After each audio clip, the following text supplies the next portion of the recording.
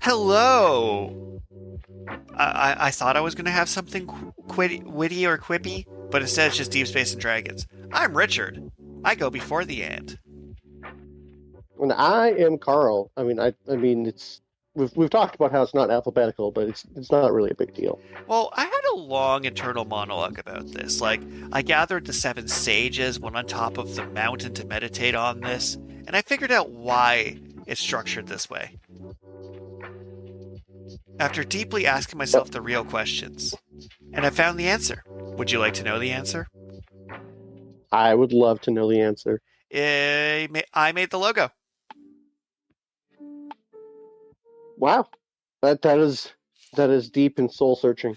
I am certain that if you were just like, hey, Vlad, I made Karl and Vlad present Deep Space and Dragons. Look at this cool title screen and logo. I'd be like, guess I'm Vlad for the next 100 episodes because that's sick. So it absolutely lets you have that. So I think at the end of the day, branding comes with who is the first to write it down on the napkin. All right. I mean, yeah, we are Richard and Karl presents Deep Space and Dragons. Until you slide me a new logo. I kind of enjoy the idea of changing the name, but not changing it anywhere. So we just give different episode titles at the start of things. It'd be like, yeah, 100 episodes in, they just turned to Karl and Richard present, or they turned it to Carchard, and the thumbnail changed. Carchard. Oh man. Not at my best. Do you still have your? Do you still have your Teespring t-shirt shop thing? To my knowledge, it does exist. Yes, I may have to update my tax information on that one. Because I am wearing my own merch right now for my novel because of course I am. Right. I mean, you also had those really the cool Charmander shirt, where it's Charmander dressed up as Char from Gundam. It's just so funny to think back to me using Inkscape and trying to art. It's so it's some days I worry I'm the epitome of I'll just do it myself, and then I'm like, yeah, I did a good job, and then I look at an actual professional and be like, oh no, my motivation. Because it's I can work Canva, I can work Inkscape, I can work Paint if I have to. I can do some artwork due to necessity of who else is going to do this. But during my co-op term when we had a graphics person and another graphics person, I'm like, oh, I see. You just know the QR codes off the top of your head for the branding colors, huh? I was ready to dazzle you with my knowledge, but I'm at a first year's level and you're a fourth year level. Oh no. People have talent and I'm scared. But before I monologue too much about my coworkers, what's new in the Karlverse? You have 7 minutes. 7 minutes. Sorry. Wow, that took your breath away. Yeah, that was. And if I mix it with a unicorn horn, I can use it to kill a dragon. So what's new with me is that my girlfriend my fiance has decided that we need to start taking multivitamins. Correct. And I've been making quips about you getting scurvy for years. Yeah, it makes sense. I should make sure I have a balanced diet and all the vitamins and minerals that I actually need. Your primary source of dietary fiber is the ginger and ginger ale. But I kind of a hot take, but science, we're modern science, medicine, and whatnot, suggests that we should. I always thought you were about to say hot take science and then leave it sit that's a hot take in itself, which concerningly is true. But science is almost like a religion unto itself, where you have to put a lot of faith in all of these studies and things that you can't actually personally replicate because you don't have the means to actually do it, right? So I'm going to put down the science denial in its place right now. So a lot of people to be science is full of holes, you can't believe in science. By definition, science is replicatable. That's what makes it science. So it's science will always be better than faith when it comes to multivitamins, because the magic healing hot spring at Manitou Springs may have healed my ex-girlfriend's toe. It might have, but I can't replicate that. But I can absolutely deprive you of vitamin D until you start getting pimples on your tongue. Well, yeah, okay. I mean, I suppose that's true. I'm just saying that it's like the degree of science to actually like know all of these things that particularly corporate funded studies that do things for multivitamins, like they're trying to sell us this idea of health.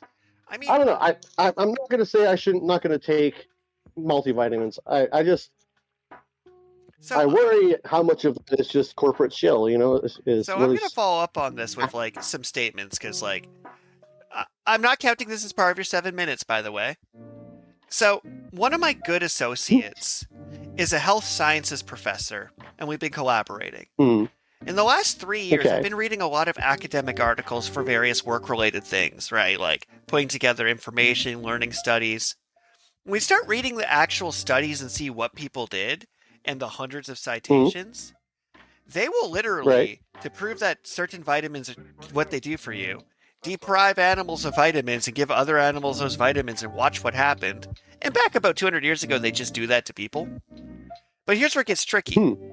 We know what vitamins your body needs and what happens if you're deprived of them, on account of us doing that to people to see what it would do to them. Now, do I believe that Big Vitamin has a stake in you buying supplements and they had massive lobbying movements to not ban supplements and regulate supplements? Yes. There is some shadiness in FDA-approved vitamins. However, the actual fundamental vitamins themselves your body needs, we know this for certainty. Your great-great-great-grandfather would kill someone for a lemon if they were suffering from that vitamin deficiency. Because their toes and fingernails would be falling off, and they would be in agony. And we've sneaked so much extra vitamins into things, just in the background, that like you don't even realize how much food you're consuming that's already been fortified because people just die. And people are like, well, I don't see any symptoms, so I'm going to stop having this. And then they just die. It's like when people brought back not pasteurizing milk and just died of botulism because they were so used to it being safe, they assumed that, oh, it's not doing anything. It's like if you don't get enough vitamin D, you get sick. That's just a fact. I'm not trying to say that you shouldn't take multivitamins. Like, self-care is very important. I'm saying you should go to a doctor and ask them if you should take vitamins, not Wikipedia. Right. Or, better yet, educate yourself for 4 years in health sciences and start reading these papers on vitamins and do your own research. But when people say do their own research, they don't actually mean research. They mean Google. Do your own research means actually looking at structured studies with variables with replicatable results and seeing enough of those replicated results to draw conclusions. Yeah. All I'm saying is that I don't actually have the time to do those experiments or the research required to get that level of knowledge myself. So I personally have to take a lot of science on faith. And I'm saying that a lot of the science you take on faith is you taking the science on science and are so used to society coddling you that if you didn't have the science backing you, you'd just be dead. Well, I mean, that's true. That's true. Anyways, point of the story is, what's new with me is I started taking multivitamins, and I'm kind of begrudgingly doing it because it's like, So, like, here's where I'm going to throw the same shade on academic rigor back on your fiancé.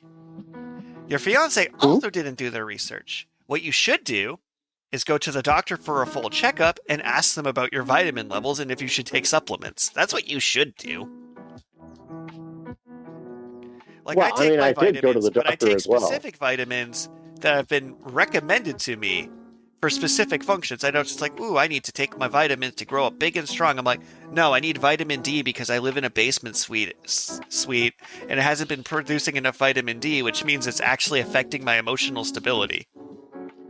You know, facts. Because we can prove them and repeat them. That's why you don't take science on faith, you take science on science. Just people don't read the science. This seems to be a trigger issue for me. You still have 3 minutes left of what's new with you, because I had to rant about science. I'm pro-science. No, hey, I'm not trying to be like anti-science. Like I do think that there are lots of things that have been scientifically proven, and we just kind of take as fact. It's like when you get into the nitty gritty of things like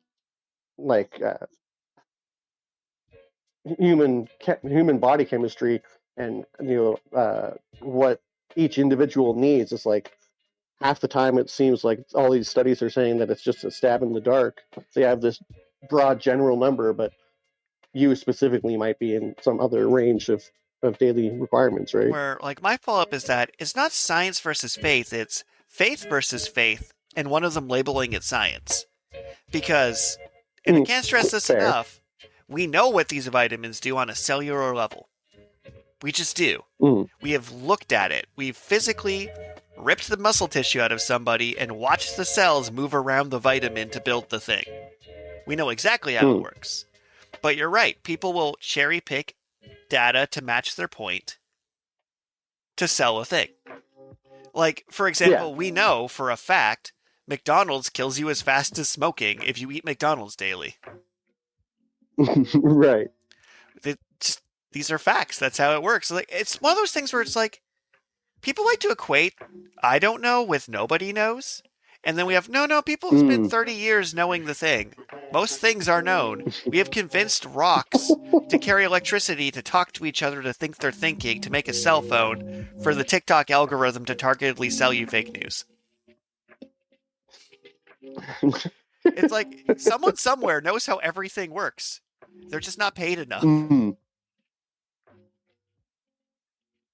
But yeah, that is my mini rant.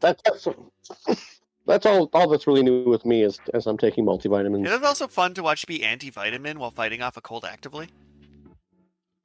I'm taking the vitamins. Yeah, but you're anti-vitamin. You're begrudgingly doing something to stay alive. It'd be like me begrudgingly drinking water. We all know I should be drinking water. Makes my skin clear and keeps me alive. Probably not as much water as I tell you, but I should be drinking water. But I begrudgingly do it because coffee tastes better. Because I'm dead inside.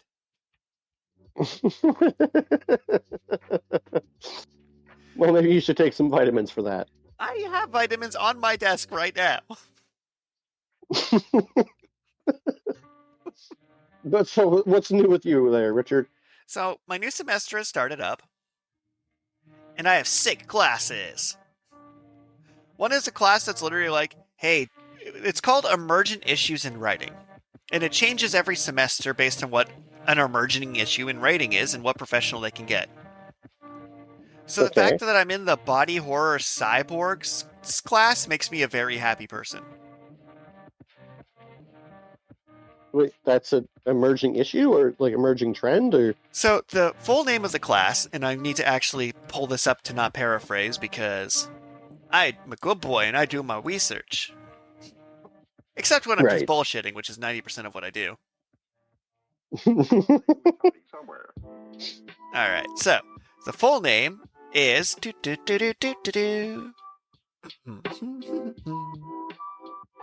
wrong class. Almost found the full name. This is so exciting for our audio-only listeners, which is all of them. Yeah, it's very exciting. Like, they can picture in their mind's eye me scrolling on a webpage trying to find a paragraph of text. Emergent issues in writing, trans identities, the body, and metamorphosis in horror and speculative fiction. Okay, is there a colon or a semicolon somewhere in there? Between writing and trans identities, the bodies, and metamorphosis in horror and speculative fiction. Right. Okay. So the subsection of the class that you're doing this semester is I'm doing all of it. Body horror. So like, it changes every semester. So like, for example, emerging issues last year could have been like short form in poetry or something. So I specifically got the year where like, let's read some body horror, let's read some science fiction, talk about how that plays into gender identities and binary systems of thinking. So I'm like reading feminist articles on cyborgs. I'm like, this is great. Considering what I'm working on as my pet project right now, this is fantastic for me. Feminist articles about cyborgs. Yeah. It's a very interesting idea. It kind of goes back to the concept that a cyborg is literally just taking anything natural and adding unnatural components to it to optimize its use as an efficient part of a system rather than a person. Okay. So technically, by wearing Wow. glasses, I'm a cyborg. And which means that glasses are now part of my identity because an external force can then own and control my ability to see. Huh. See? See how this is a good class? See how when a class tells me, hey, you should read Frankenstein and then talk about the ethics of making Frankenstein's monster? That's a good class, yeah? We read a short story about someone in an alternate world where writers had to physically use their own blood to write. Oh. Because that was just the source of ink. So if you want to be a writer, it would drastically cut down your life expectancy because you put your literal life force on the page.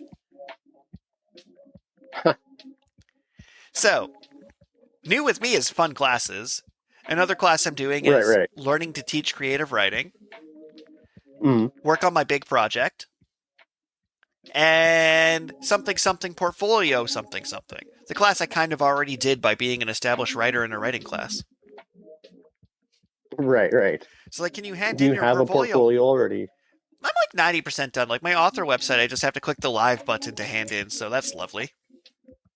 So between that and, like, I did going to the different writing and reading events, I did a public reading of an excerpt of my novel, but doing writer stuff. Plus, I only have class on campus 2 days a week, which is just delightful. Delightful. Like today, I spent 6 hours reading about different teaching methods for creative writing. Oh? This is a good thing for me.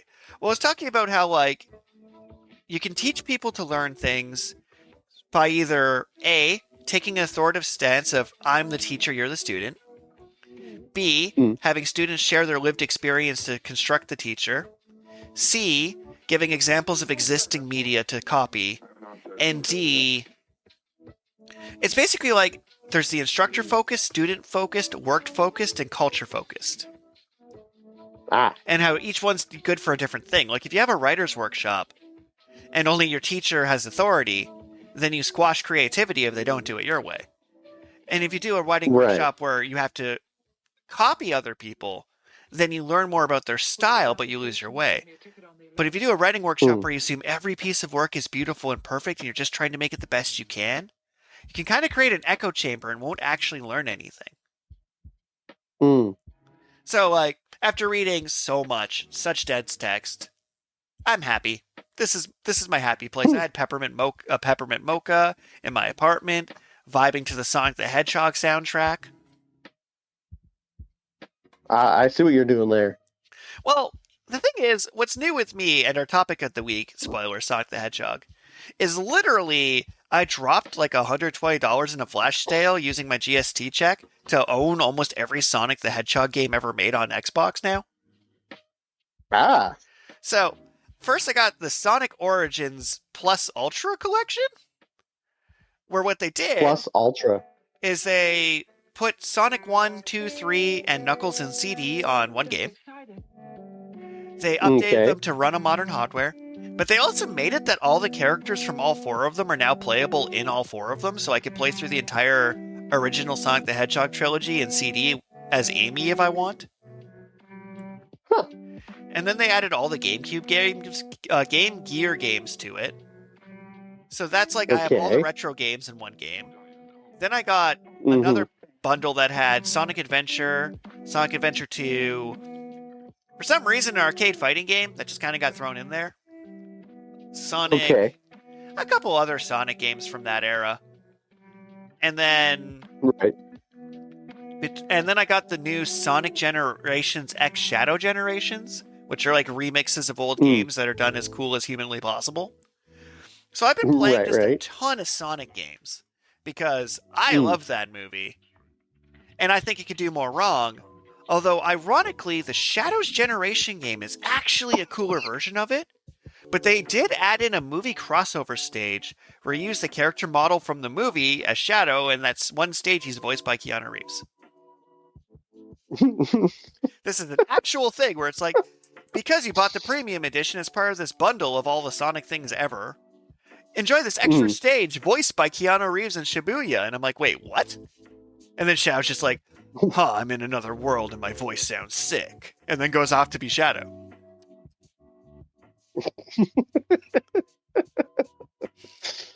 So, that's what I've been up to, is unironically playing a crap ton of Sonic. So I'm going to start with your thoughts then. Spoilers. We will be spoiling the Sonic 3 movie. If you haven't already seen it, pause this, go to your theater, watch it, unpause it, continue. You good? Caught up? All right, we're good. Sorry. You wouldn't be dying this way if you started on your vitamins earlier. Nah, that's probably true. I'm so happy for the vitamin thing. I'm going to throw so much vitamin-related sass at you. This is just a present for me. But yeah, let's travel back in time. Sonic the Hedgehog's first live-action movie. What are your thoughts? Well, I thought it was pretty good.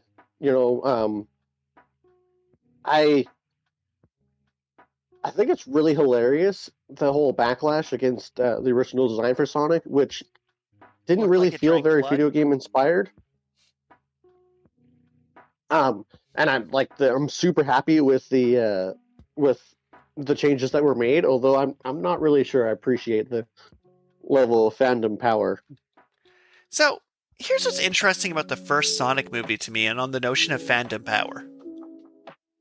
So, I do believe there's a certain extent, there's a difference between listening to your fans and pandering to it.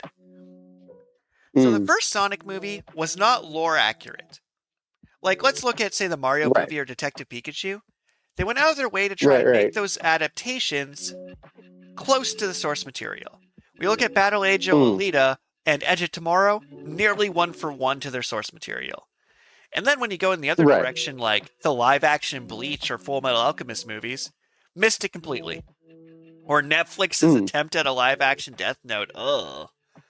But a lot of times, adaptations will either be too close or too far.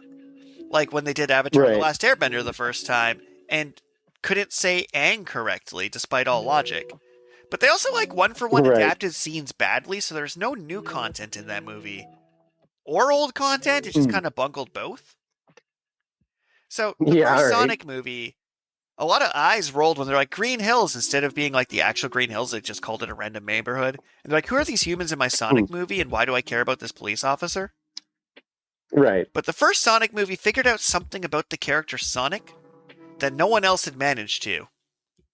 They're like, we're going to make him the child in this movie and pair him with an adult. Where every other piece of Sonic media makes him the adult and pairs him with the child. As an adult, he is a terrible adult.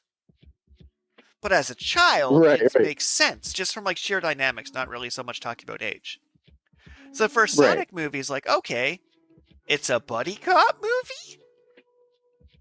About an emotionally depressed child? That is not the adaptation I was expecting.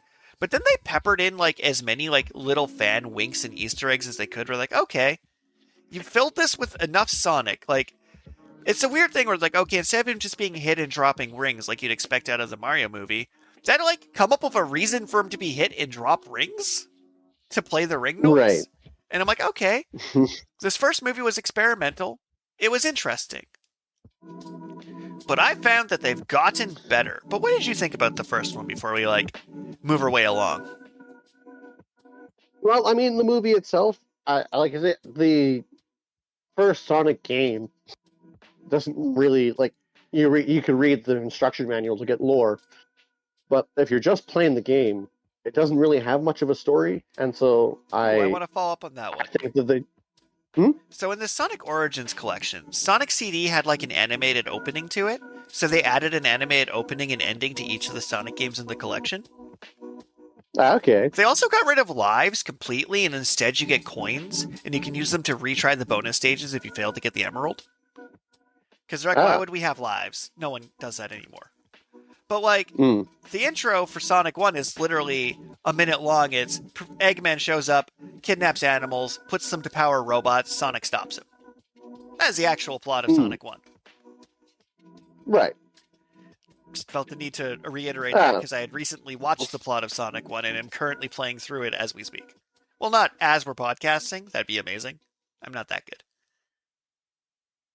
I'm just saying that I mean there obviously is some lore, The but lore comes from for the people spin-off who comic books, honestly.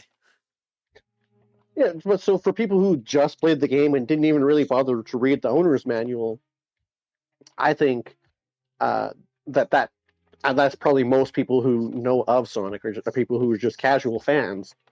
I think they did a really good job of creating a story where there wasn't much one in the first place. And I think the thing is, too, they're like, okay, we're going to make a fun family comedy movie that happens to Mm. have Sonic. And it's like, they didn't really pander, which was lovely. And they Hmm. also had self-control. So a lot of adaptations will throw literally every concept they have into the movie at once and it'll sink. They're like, okay, we're just going Right. to have Sonic and Robotnik. Hmm. I mean, they had about 3 too many human characters, but,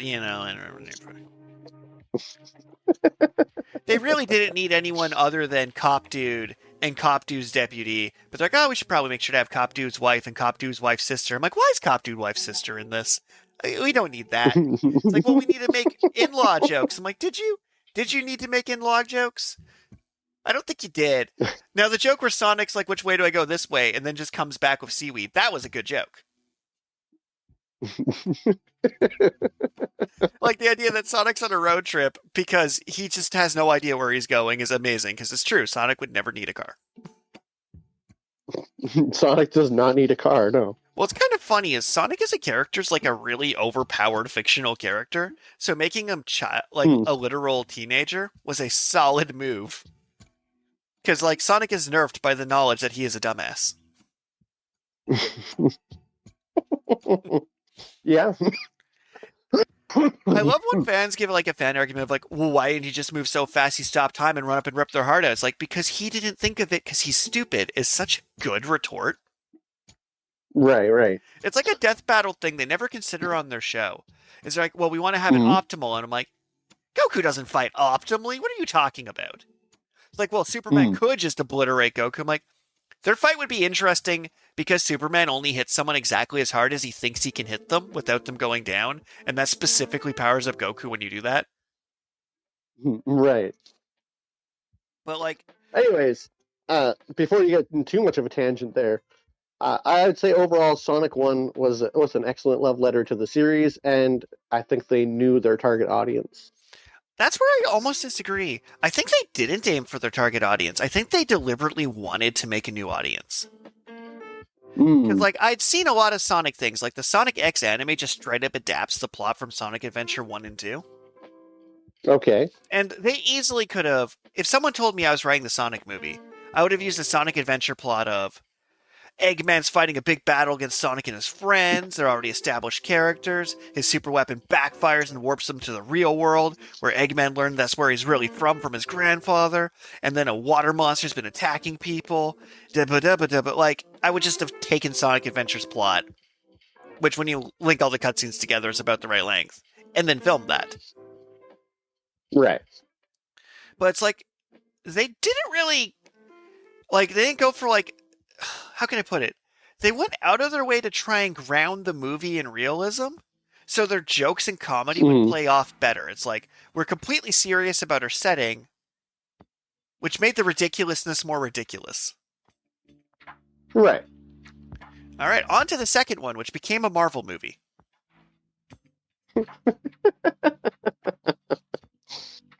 So I'd say the second That it Sonic did. movie, in my opinion, better in every way except for 2 scenes that need a cut.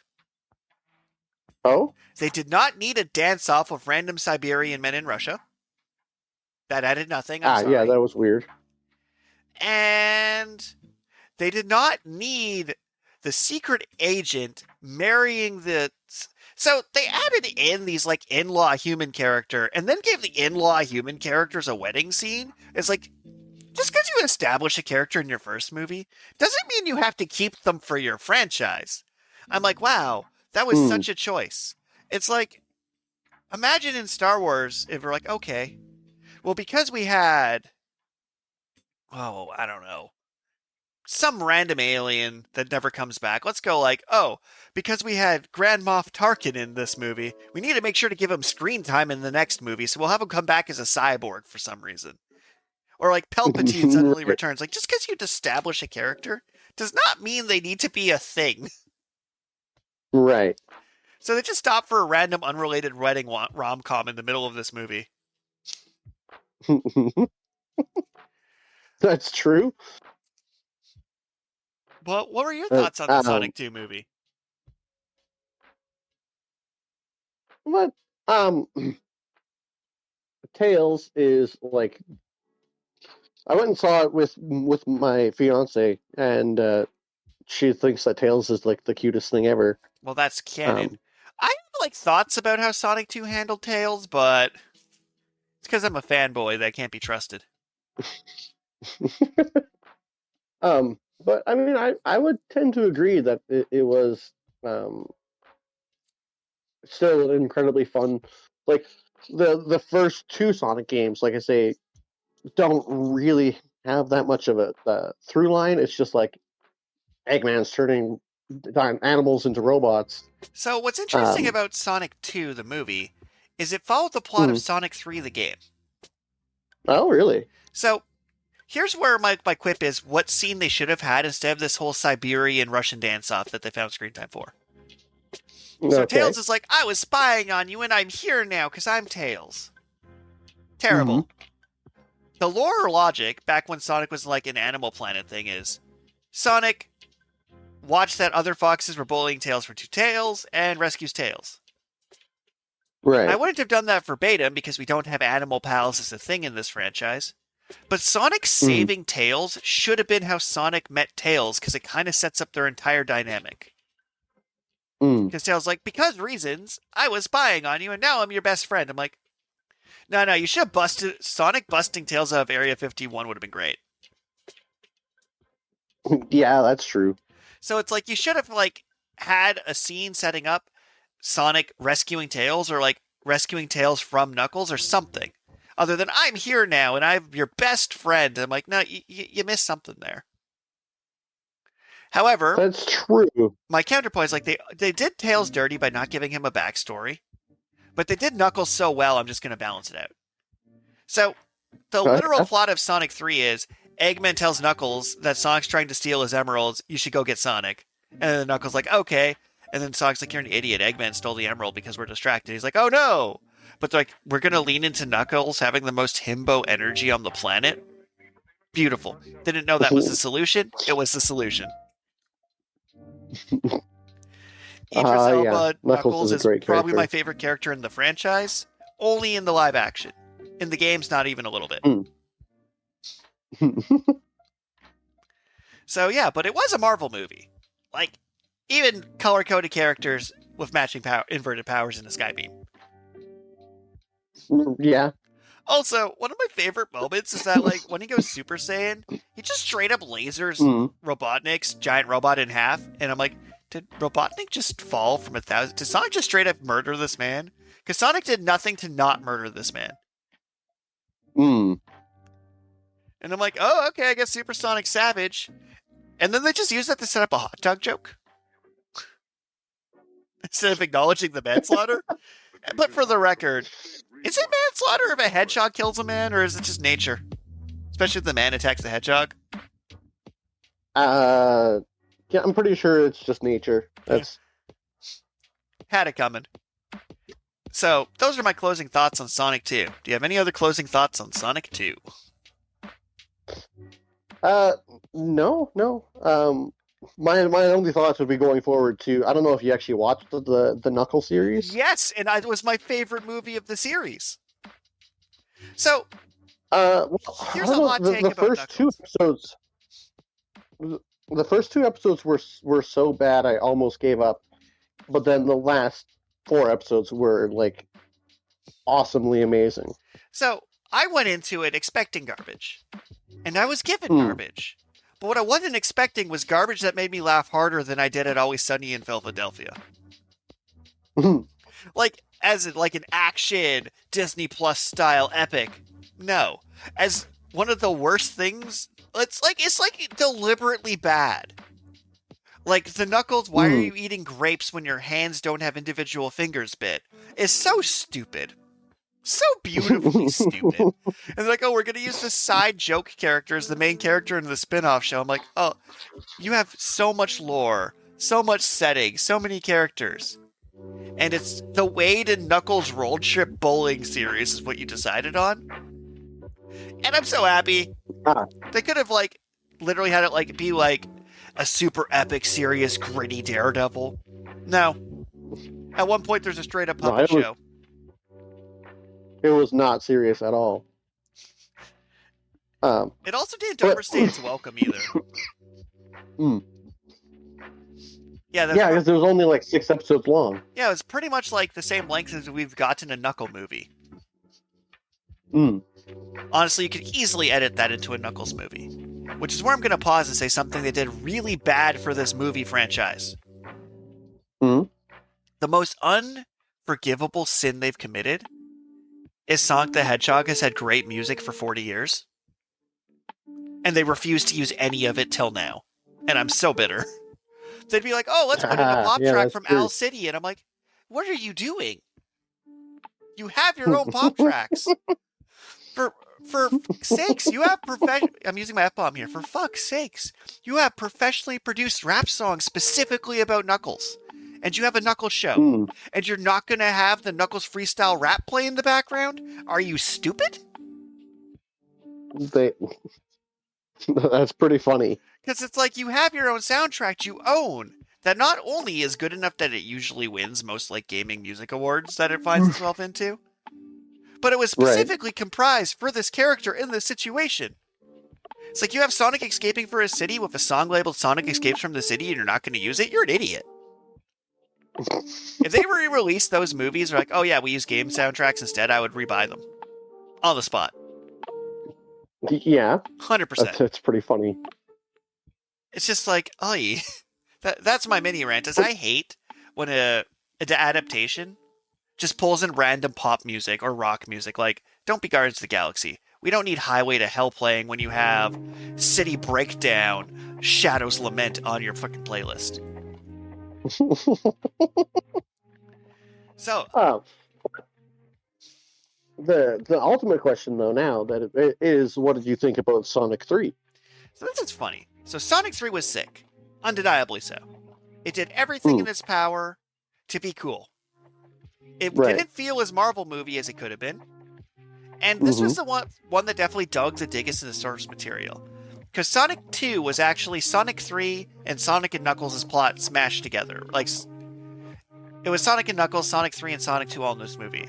This movie was basically panel for panel Sonic Adventure 2, but not at all, because Sonic Adventure 2 is the most wackadoodle story ever told, and they're like, we're going to grab the themes, the characters, and the emotions, but we're not going to have Tails kidnap the president. I'm like, cowards. You're not going to have Tails in a mech suit kidnap the president? You're cowards. Oh, you're just going to make your movie good. But what's wild is a lot of their choreography and things they did, there's so many, like, blink and you miss it homages. Like, literal fight choreography out of the terrible but truly entertaining Shadow the Hedgehog movie. And I don't know, it didn't feel as Marvel movie as the last few. It's like, there was no Skybeam. Well, kind of, but not really. It was kind of like, you know how I really liked Infinity War? Because it actually followed the villain, not the heroes. And that's where your character arc was, and your characters just kind of fed a bit. I kind of felt that sort of energy, but I'm curious what you think. Well, I teared up a little bit at the "You're not a sickle fan, you're a sickle friend." Yes. It was both funny, but it was also like this surprisingly like this emotional journey between the two characters as it's like the one is beginning to question, the Stone is beginning to question his relationship with Robotnik. They've been slow burning that for 3 movies, and it's one of those things where it's like, you know how we started this with some pandering to fans versus listening to fans? This is definitely, there's no way they planned that to be a 3-movie long romance subplot. Like, no way in hell. But they're like, oh, look at all this, like, shipping artwork going on. And it's like, do we do it? Let's do it. But you know how, like, DEI is a buzzword? I'm like, no. They're just following their natural flow of how these stories should go. Yeah. Whether they planned any of this, there's no way they planned up. Well, in the second movie, they dropped Shadow the Hedgehog, so I guess, like, they planned the third one? Right. But, like, it's also kind of wild they got to Shadow in the third movie. Because he was in, like, the 30th game. 20th game? That's fair. I'd have to do math. I'm not going to do math. Yeah, well, so then, like I say, overall, I thought it was a pretty good movie. With a lot, there was very, I didn't really get much emotional resonance from Sonic's storyline, but Robotnik and Stone, that one got me. Well, it's kind of funny, like, I kind of mentioned this, where it's like, yeah, no, this was Robotnik's movie, weirdly. Like, it's just an interesting note to be like, we got Robotnik, we got him meeting his grandfather, we got him, like, getting his own Sonic, everything's coming up Robotnik. So he kind of, like, arced in this movie. But, so, I mean, hashtag spoilers, I guess it's almost the same thing that happened in the last movie, where he gets, dropped from extreme height, and he's probably dead, but then he's somehow not.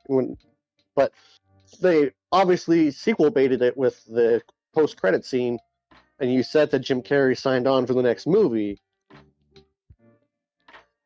So, here's the thing. So, Marvel's biggest problem is it just kills off its villains before you can really build them up. And DC's problem is it won't kill its villains, or it'll reboot the same plot threads. Right. So there's a billion ways the billionaire tech genius who has teleporting rings in his pocket could have escaped seeming death. Like, there's some characters you just kind of give Team Rocket privilege to. Yeah, okay. Robotnik I give Team Rocket privilege to. And I wouldn't give him Team Rocket privilege if characters grieved him. Because that's the thing. When you have characters get sad and you get death baited, I hate that. When you have characters be like, whatever, he's probably dead, I'm weirdly on board. Like, it's not like Sonic is crying at his funeral. Sonic doesn't believe he's really dead either. No one does. Guy's hard to kill. Fair. So I'm completely fine with that. But it's like, the original game actually, like, death baited Shadow where they weren't sure if they were going to use the character again. So Shadow straight up dies at the end of Sonic Adventure 2. Spoilers. Oh. And then the Shadow the Hedgehog game, they give 10 alternate timelines of how he could have survived. But doesn't commit to any of them. I see. Until I played the Shadows Generations game, like, last week, where it's like a game that homages all of Shadow's biggest moments from, like, the 4 video games he's been in. Okay. And it's like, through, like, time travel shenanigans, it's like, oh, wow, this is actually a really good plot. But mostly you just had Shadow do really cool things. It's like, we need to give him a dedicated teleport spin kick button. But, like, yeah, when it comes to, like, sequel baiting. So, first off, I love the idea that they released Sonic 3 and Knuckles for the sole reason that when it comes out on DVD, they can sell Sonic 3 and Knuckles as a game again. Right. That was the entire point, by the way, of the Knuckles series, is so they could release a DVD labeled Sonic 3 and Knuckles. And that is objectively correct. And it'll probably have the box art of Sonic 3 and Knuckles on it. That would be hilarious. What's wild is that, like, you enjoyed the movie enough, but I'm going to put a weird context for you. Can you think of a third movie in a trilogy that did a better job being a third movie? That did a better job being a third movie. Because, like, that is... Return of the Jedi, not my favorite. By any stretch of the imagination. Return of the King needed to end 2 endings earlier. Yeah, Return of the King was just way too long. Oof. Iron Man 3, bad. Cap 3, bad. Thor 3, good. But Marvel's kind of weird because they kind of stop being trilogies when you have hundreds of movies. And all the characters show up in all of them. That is definitely true. But yeah, like... But... They're really, like... It's so rare for a sequel to be as good as the original. Because, yeah, I mean, third Matrix movie... It's pretty rough. The third Shrek movie. Rise of Skywalker. RoboCop 3. I assume the third 50 Shades movie was bad. It just feels like a safe bet. Hangover 3, Superman 3, Dark Knight Returns, Blade. Third movies tend to drop the ball. Well, yeah, and see, now I'm trying to think. If we just look up a list of trilogies. I think I hit all the big ones there in my little mini rant. Spider-Man 3 twice. X-Men 3 times. That's got to be like some sort of dark magic. But other than just saying things in multiples of 3, my question for you, though, is, do you think this should have a fourth movie? Like, how long do we want to... Because on one hand, they have 30 years straight of stacked up source material to pull from. Right. But on the other hand, I don't know, did we just kill it and call it a day? Do you think it justified a fourth movie? I do... Like, they had a fourth character. Like, I don't think it justifies a fifth movie. But having the fourth character, Amy, and each character getting a movie where they're introduced, I don't know. I See, the structure's weird. I don't think it's terrible. Because, like, I was mentioning of, like, how I would have approached it. I would have, like, introduced Amy, like, this movie, and then the next movie would have been the Shadow movie. But also, this, like, let them kind of tie back to, like, the Professor Eggman government things. Like, it was like, okay, because their goal was to try and ground this franchise. Shadow was a good plot device to, like, ground it more Earth-based. Until they get to the fact that Shadow was an alien selling a Farstian bargain with Robotnik's dad to try and save his dying daughter. Did they bring up the alien thing? I don't think they did. Sorry, who's an alien? Oh, Shadow has alien DNA. Oh, okay, that would make sense. No, I don't think they brought that up. They just said that Shadow had no idea what his history was. That tracks. But, like, long story short is, the structure's different than how I would have done it, where I would have went Sonic 1, 2, and 3, and then literally called the next one, like, Shadow the Hedgehog. Because it's always like, the ice cream paradox. I'm an adult. I can just order a Blizzard right now. Doesn't mean I should. But I also feel like they've branched out enough that it's like they haven't quite paid off things I want to see them pay off. But I also don't like infinitely expending multiverses of stuff. Right. I don't know. I think the fourth movie should be the last. Such a weird number of movies to end on. It is a weird number of movies to end on. Like, I would give them 6.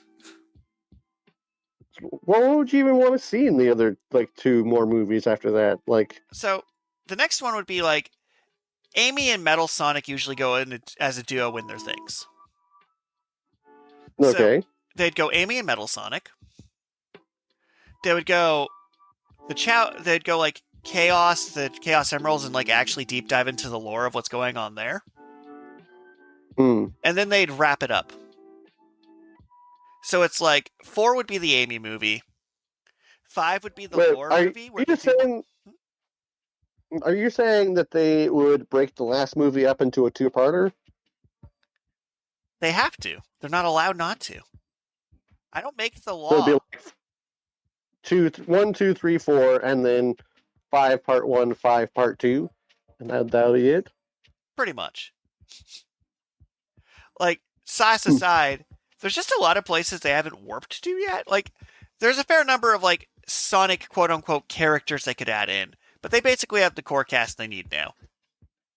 Right. It's like Sonic, Knuckles, Tails, Amy, and then Shadow being edgy in the distance is usually how it goes. I don't think they need Rouge the Bat. Let's be honest. They don't need Rouge the Bat or Big the Cat. We'll be fine. Big the Cat? Big the Cat. He's looking for his froggy. That's absolutely the one I would do for the 5th movie, is like how the Chaos Emeralds have like a weird jelly monster named Chaos that absorbs all the emeralds to spite them. It's like the plot of Sonic Adventure 1 is like where I would wrap up the movie weirdly. Because the playable characters in that who each got their own plot arc. Sonic gets a plot arc. Tails gets a plot arc. Knuckles gets a plot arc. Amy gets a plot arc. Big the Cat gets a plot arc. Gotta get that Big the Cat in here. And a robot, like one of Robotnik's robot soldiers, gets a plot arc. So that's what happened in Adventure. Huh. And then all those plots like web themselves together to the final epic goodness. So it like covers Knuckles' tribe. It covers the Chaos Emeralds. It covers da-ba-da-ba-da-ba. So that is where I would probably try and like build up to.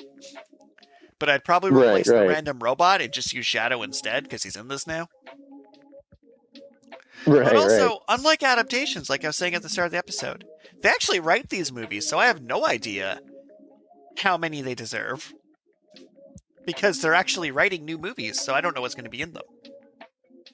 Like, don't get me wrong, they got the dramatic live and learn with Supersonic and Hyper Shadow doing the live and learn thing. Right. Which is why I'm like, hey, you know that really cool movie you had in that we all liked? Yeah. Use your movie! Use your own music. We don't need any music from the Beach Boys in here. Ugh. I mean, I understand why they want to do the wouldn't it be nice thing, and it was hilarious, but they have their own song for that. Rar rar.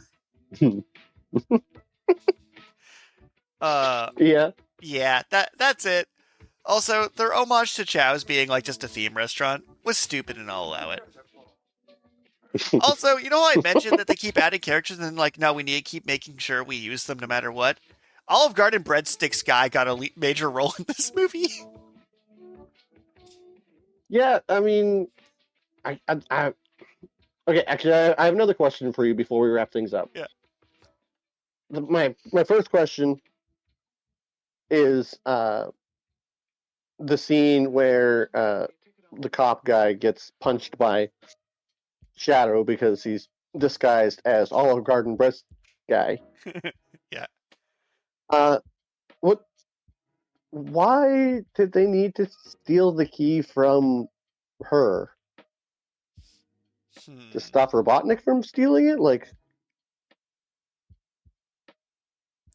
that scene just kind of confused me because it was just like it felt like a contrived way to have police officer guy get punched by Shadow.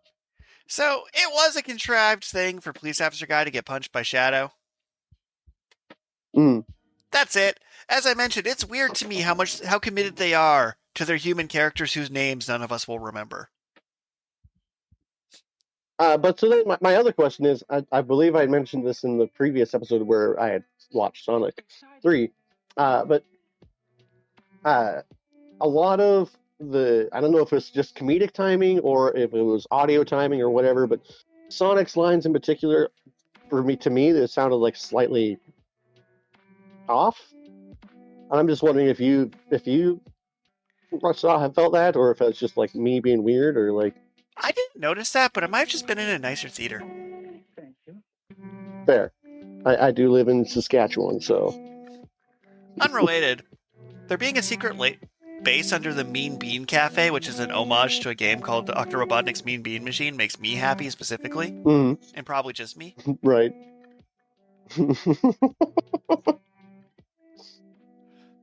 Like, so I'm still trying to decide if I thought the Operation Catfish bit from the second movie. I'm like, this did not need to happen. I'm like, oh, but was the bit that funny that they just had a completely? It's like In retrospect, as a whole, I almost enjoy how pointless that was. Right. Also, Because they everybody straight up loves things killed that are pointless. Breadsticks guy. Yeah, And I don't think he's coming back. I don't think Breadsticks guy gets immortality. probably not. Uh, uh. But yeah, now that I've finished, what are your final thoughts? Because I've decided I want 6 Sonic movies with 2 more miniseries. I want a Shadow of the 6 Hedgehog. Sonic movies with 2 more. So Wow. I want the Shadow of the Hedgehog miniseries that's taken completely seriously, like it's a John Wick movie, as he goes through like his fractured past and goes off and murders aliens. And I want him to take it completely seriously and have a comically high budget. And just be attached to this wackadoodle thing. Like I don't want there to be a single joke in Shadow of the Hedgehog. And that's the joke. Like, I want him to just a motorcycle through a window, kill 2 people with the motorcycle, machine gun 3 more, and walk out covered in blood, completely straight-faced and serious. that would be pretty funny. That is, in fact, the joke. Fun fact, in the Shadow the Hedgehog game, because they're still working on, like, what age rating was going to be, if you hack into the game, you can find the vocal lines of Shadow just straight up swearing. Holy. Like, they straight up That's had pretty him funny. say, like, "You're fucking dead," as a line that just comes out of Shadow the Hedgehog's mouth in the Shadow the Hedgehog game. And then at the last minute, they're like, maybe we shouldn't. I'm like, oh, you cowards. If you're going to be comically edgy for edgy's sake, go all in. That's all I'm saying. Well, anyway, my final thoughts about this Sonic, the live-action Sonic the Hedgehog universe, is that overall they're a lot of fun.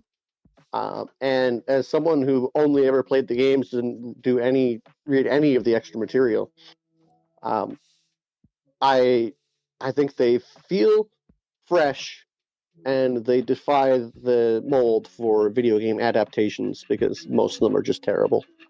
Yeah, because my final thoughts are the same, where it's like, they took a lot of big swings. Some of them worked, some of them didn't. But, like, someone on the writing staff said the phrase, "We need Wade Wilson to hallucinate a bunch of Knuckles' ancestors in a musical number about the flames of disaster." And they were allowed to do that. No one stopped them from doing that. That blows my mind. I am so happy that no one stopped them. And then when he awakens the flames of disaster in the finale, which is a reference to the terrible Xbox game, by the way. The worst Sonic game of all time. The, like, main villain was, like, the Flames of Disaster, and they're like, yeah, we're just gonna call this power that. Oh, man. Because, yeah. TLDR, other than the Siberia dance party being a weird choice, it's just been golden. Also, I love that, like, high-list, A-list celebrities are like, do you want to do Disney or Marvel? And they're like, no. Do you want to be Knuckles? With every fiber of my being.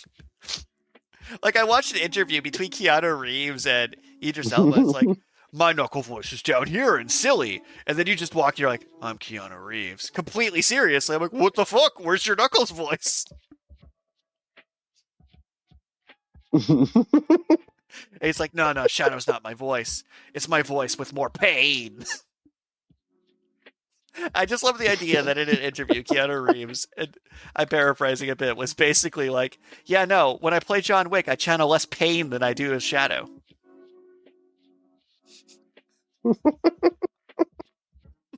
That's pretty funny. Like, did they even have to pay these guys? Or were they like, hey, do you want to be Shadow the Hedgehog? And they're just, yes, I obviously do. It's like that effect Why when wouldn't people you are want to be actually Shadow the happy with Hedgehog? what they're in. And I know they're actors and they're probably faking it, but I think it was good. Yeah. Although I do think it's wild that they decided to go with 2 Jim Carreys, where in the original game, Gerald Robotnik was just a series of shaky audio logs from a dude in a straitjacket with a bunch of math symbols carved into the wall in his own blood. Did I mention how edgy Sonic Adventure was for no reason? Like, I wanted them to use the death laser to blow off a chunk out of the moon. They weren't going to do it, but I wanted it. Look, they did blow off a chunk of the They moon. didn't blow off enough of the moon. And they didn't blow up the White House, which is a thing that happens in Shadow the Hedgehog. Is the death laser just blows up the White House. Cowards. Well, okay, that would have been, yeah. That would have just been truly ridiculous. Much bolder. I respect it. They went as far as they could. Yeah. Oh, did your theater cheer when the little girl died? When the little girl died. So when Maria gets shot off screen, well, semi-on screen? Mm-hmm. Apparently in early release screenings that were full of Sonic fans, all the fans cheered. Really? So it's not that Sonic fans... No one cheered in my theater. So it's not that Sonic fans hate Maria Robotnik. They love the idea of Maria Robotnik dying in a Sonic movie. It's like they love that they're willing to murder this child in this Sonic the Hedgehog movie.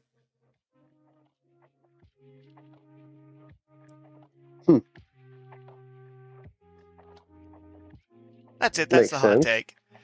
And with that, I think we go into our random questions. Which I need to All find, right, because what we've is got our an random interesting question? one. Where is it? Oh, it was a good one. Buffering.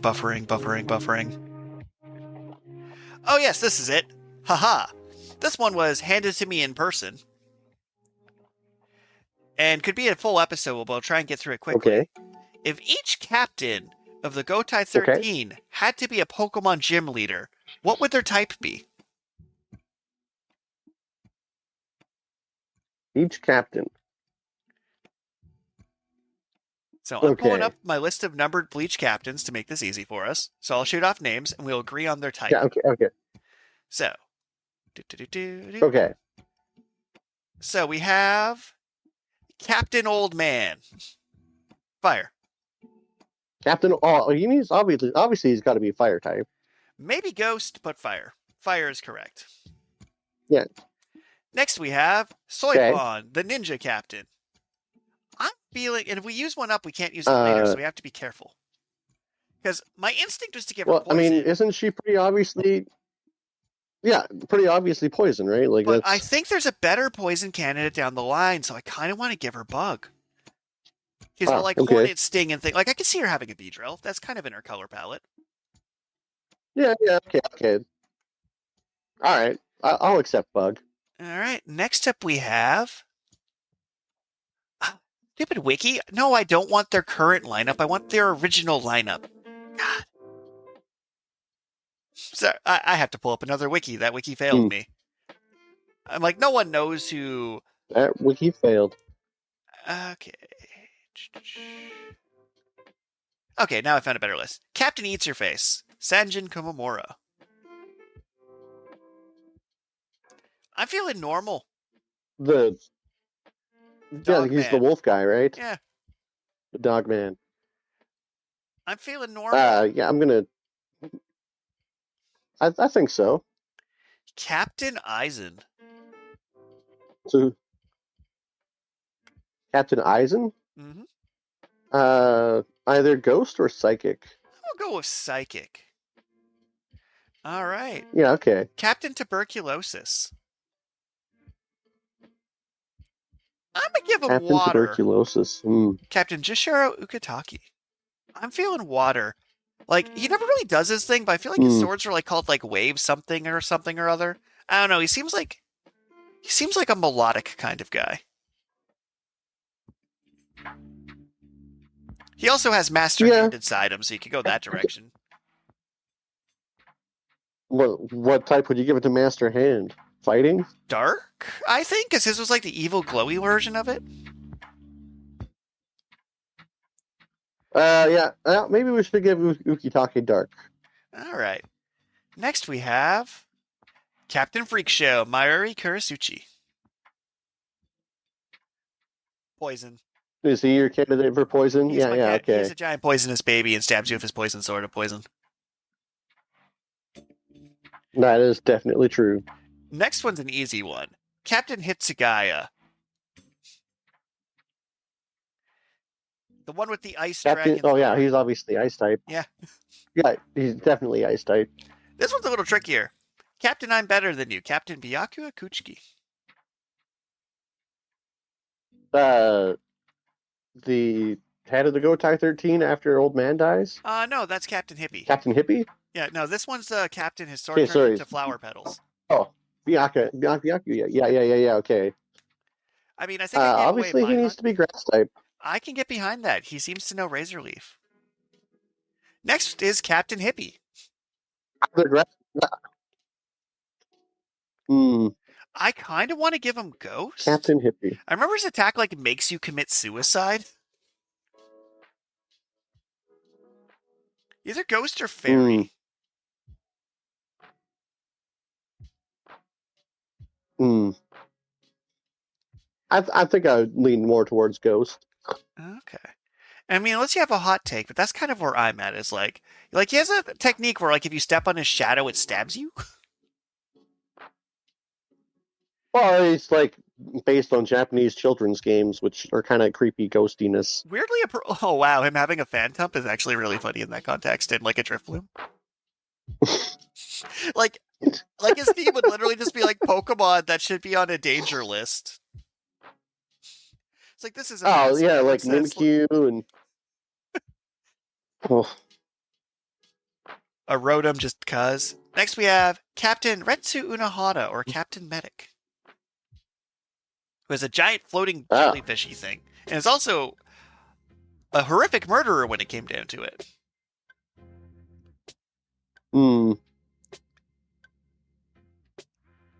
Yeah, I don't know. Like, if I didn't already hand Psychic to Aizen, I don't know. I feel like Psychic or Fairy? Like, she seems like she'd have a Chansey. I was going to say Fairy. It's like she'd have a Chansey, and then she'd have, like, a Grimmsnarl or something. Yeah. I think she would be Fairy type. Kimpachi. The most fighting to ever fighting, in my opinion. Sorry, there was a bit of a lag spike. What was the captain? Kenpachi.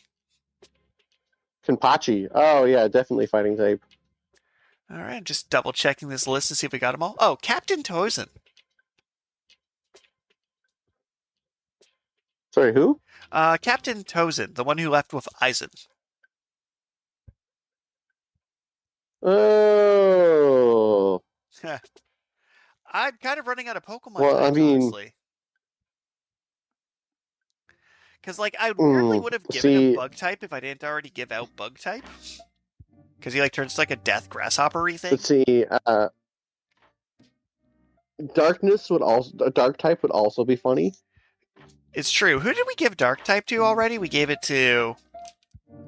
Did we give it to anyone? Captain Tuberculosis. Oh, right. So, let's take it back away from him and give it to the person who makes a Dome of Darkness, specifically. Yeah. Like, it's a little too on point. Definitely. Especially, I kind of love the idea of, like, the blind dark type Pokemon fighting you in complete darkness. Like, there's a certain vibe going on there. Then we have, I think, I'll give Captain Tuberculosis water type because I said so. Right. And lastly, we have Ichimaru. Well, okay. We gave poison to Captain Freak Show, which is fair. But, like, Gin? Right? Like, on one hand, he was the vice captain, wasn't he? Yeah, he was the captain. He was also, like, the long con of murdering the Aizen. So it's like, like, giving him snake Pokemon his weapon was literally sense. poison. But also, like, I kind of want to give him steel type for his, like, kilometer-long sword. But, like, we only have so much poison. Because it's like, Captain Freak Show would have, like, the Mucks and the Weezings, and you have, like, the snakes and things. I think, like, it'd be a tough call for which one gets poison out of the two of them. So I'm going to just give him steel, because I got nothing better. Yeah, okay, that's fair. And I think we answered our question we got handed, our weirdly specific one. I did not do this in our Weirdly captain number specific. order because these lists were inconsistent. And they're like, do you want to use the Vizard? And I'm like, the Vizard got like 5 minutes of screen time total among all of them. No. No, I do not want to give them themed Pokemon types. I refuse. But with that, thank you for everyone for tuning in to Deep Space and Dragons. Sometimes presented by Karl, sometimes presented by Richard, often both. And I don't know. Most of the time both. I'm pretty sure I've been on every episode. But to follow up with our closing Pretty sure. remark, I have books, you could buy them. I'm not really that invested right now. However, before you're pro or anti vitamins, please talk to a healthcare professional. Right. I think I mean, don't listen to me. I'm just spewing garbage, and also I'm taking the vitamins because, science. It just corporate greed annoys me. Bye. No Bye. bye. There we go. Oh man, as you come in swinging hard, you know what's some bullshit? Science. What? Well, do we really know what vitamins do? I mean, I don't personally, but I'm sure I can find a cell diagram for you. I don't know. It seems like you have to be like a cult to be a scientist. I'm like, I see where you're coming from. But if this ends in US politics, I'm gonna have to click the pause button. It's like, literally, fact checkers were considered unfair to one side of the democratic process because they were so dependent on lies. So I might be overcorrecting into being super pro-science because science is repeatable by definition, and if science is wrong, they update the science. But I'm not super pro-companies selling you science. Right. It's like I'm pro-science, but I'm not sure how pro-supplements I am. Fair. Like, if you were to tell me, oh, my fiancé is making me drink cod liver oil, I'd be like, okay, but maybe check with a doctor. It's probably fine.